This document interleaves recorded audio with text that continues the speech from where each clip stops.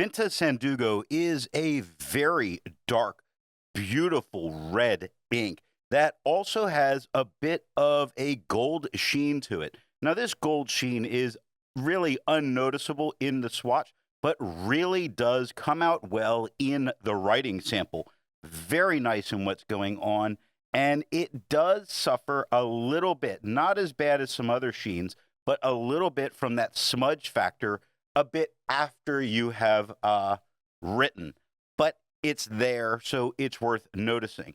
Now, on non-fountain pen friendly paper, I saw that it performed very well, that the sheen held up very well. I was really impressed by what was going on. This is not an overly aggressive ink, and it makes it pretty nice to use. I will say, if it wasn't for the sheen of this ink, I would definitely be looking at a bottle of it myself. It's the sheen that really does put me off personally. That's because I don't tend to go for sheening inks.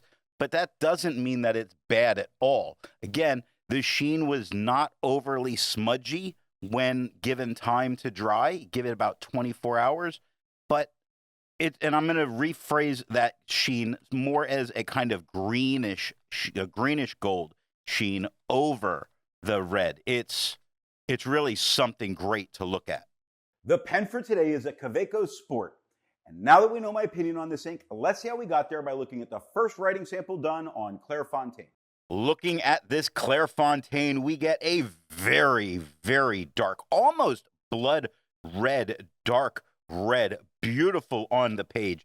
I'm hoping it comes through on camera because of just the angles, but I do get a ton of that sheen throughout a lot of this writing.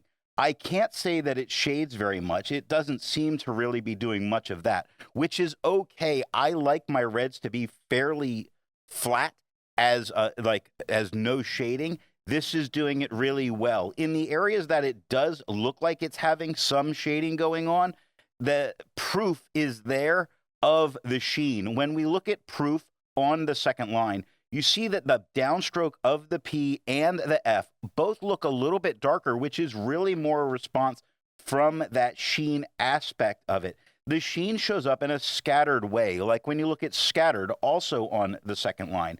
Scattered, the SC has a nice sheen to it. The A does not. Both the TE or the TTER sheen, ED at the end, none. This is doing very nice. It looks really nice on the page. Looking at the back of the page, we get no bleeding, no ghosting. Sorry, between the wiggling fingers. We get no bleeding, no ghosting, no problems writing back here. Very well-behaved ink. Definitely something we should be taking a look at. Vinta makes more than just one ink. So let's take a look at a few other inks from Vinta. Here is Vinta Heritage Brown Panama. Here is Vinta Julio. Here is Vinta La Union.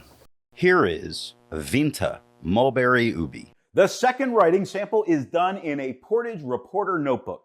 The tone we see on the page here is noticeably lighter than it was on the Clairfontaine. It really comes across more as a much more standard red. Now, it doesn't feather and it doesn't spread. It does sheen, not shade. That sheening is what's giving the darker areas, and that's because when I turn to look at it in the light, the darker parts are where the sheen is. Look at language on the first line, where the LA are a bit darker and they have a little bit of sheen. That N is lighter, and there's absolutely no sheen there. The GUAG, medium sheen going on. That E at the end, lots of sheen, a very reflective letter to me.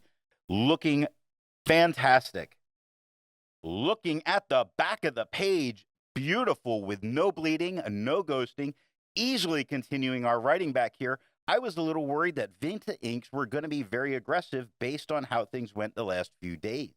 There's a lot to be learned by doing multiple chromatographies. The one on the left is done the way it's supposed to be done. A line of ink is put down to immediately put into water to show the separation of those colors, making the ink. Now the one on the right is marked with a D. This is allowed to dry for 10 minutes before it's put into water. The third writing sample is done in a national brand Steno notebook. The tone we're getting here is a darker standard red. So on the Portage, it looked very much like a standard red. Here we get a darker standard red, quite a bit lighter in tone than we had on the Clairfontaine. We get no feathering, we get no spread. Both great things. This ink is doing fantastic. We get no shading. Again, not a problem dealing with a red ink for me. We're not really getting sheen, but we get some of the effects of sheen. It's just kind of there. Look at sets are equal on the first line. The SE is a little bit lighter than the TS. That darker part isn't its shading, it's the sheen aspect that's kind of there. It's not a shade. Same thing happens with R, where the AR is lighter than the E, where that sheen bit shows up, but I'm not getting the reflective part, that color changing aspect. Equal goes dark in the E, lighter to the Q, little bit lighter into the U, little lighter into the A, much darker again at the L. Really, it's not a shading aspect here so much as what the sheen part of the ink is doing. I still really like what I'm getting. This nice, it's the dark kind of standard red really does look good on the page. I think this is pretty good. It also shows that this ink is not really being affected so much by the tone of the paper, because the last paper, it was lighter than this. So it's more translucent, and I just think the more absorbent aspect of the paper is what's allowing it to change some of its tones. Looking at the back of the page, we get no bleeding, no ghosting, and we'll have no problem writing back here. Resistance tests are done to see how well this ink can be expected to perform on the page, and more importantly, how hard it may be to clean from your pen. Now, this smear is allowed to dry for 3 days before testing it. In the upper left, you can see where there is highlighter. In the upper right, that is pen flush. The lower left has a 1/3 bleach solution, and the lower right has plain old water. The next writing sample is done in a Rhodia notebook. The tone we get on the page here is just a little bit lighter than it was on the Clairfontaine. It does not feather, and it does not spread. It does shade. Now, this is the same corporation, not the same paper as the Clairfontaine. It also does sheen. And the reason that I'm saying it does shade here is I see shaded areas in mathematics and in process. Let's focus with process. Let's look at our process of noticing the difference between when it's shading or when it's sheen. The P is a little bit darker in the downstroke, lightens into the loop. At the bottom of that loop, while it starts to get darker again, it's also got a little bit of sheen there. It lightens into the R. The top of the R is not dark but has sheen. The O lightens up a little bit. The CE, both a little bit lighter, slight bit of sheen. That first S, lighter, no sheen. Second S, darker and sheen. So I don't think it's so much that it's shading into that last S. That's the sheen really coming through. And now with this, we look at this paper because of the quad rule, and we really want to see how well it stands out.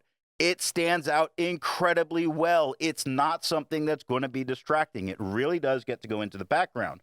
So if you like quad rule paper, this ink is a good choice. Looking at the back of the page, we get no bleeding and no ghosting. With over 1,000 inks reviewed, let's take a look at a few more red inks. Here is Aurora Red. Here is Califolio Rubis. Here is Diamine Poppy Red. Here is Elixir Flame of the Forest. All of the inks that you just saw have a review here on the channel. Now, the next writing sample is done in a composition lab notebook. The tone we're getting on the page here is noticeably lighter than it was on the Clairfontaine. It does not feather and it does not spread. It does not shade. It sheens like crazy. Almost all of it has some level of sheen. Some areas have a little more sheen on this. If you look at theorems on the right side of the second line, that cross of the T into the H, a lot of sheen coming through on those particular points, where the rest of it only has a very lighter sheen that's on it. I mean, you can't see, but I'm rubbing this right now, and it's not smearing.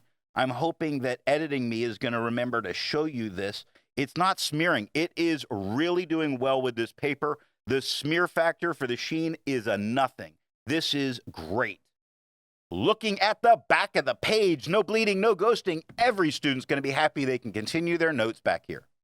While it's nice to see inks that are in the same color family, I prefer to find inks that complement the color on the page. Here is Noodler's 54th Massachusetts. Here is Papier Plume Oyster Gray. Here is Schaefer Blue. Here is Pilot Mixable Black. The best way you can support this or any channel that you like watching is to alert the retailer of where you saw the product at time of purchase. Now, the last writing sample is done on 20-pound copy paper. The tone on the page is just a little bit lighter than it was on the Clairfontaine. It does feather a little bit, and it does spread a little bit. I think some of the feathering can be a little much, like on mathematics on the third line. It gets to be a little much towards the end with the ticks at the end. But overall, I want to say what's going on is really good. This is a broad pen, and I really should have been writing larger on this paper, knowing how it works. However, what we're really seeing here is a great performance of this ink all around. Looking at the back of the page, you see this ink does get very deep into the paper, which means you could not take notes back here, but nothing bled through touching the page underneath.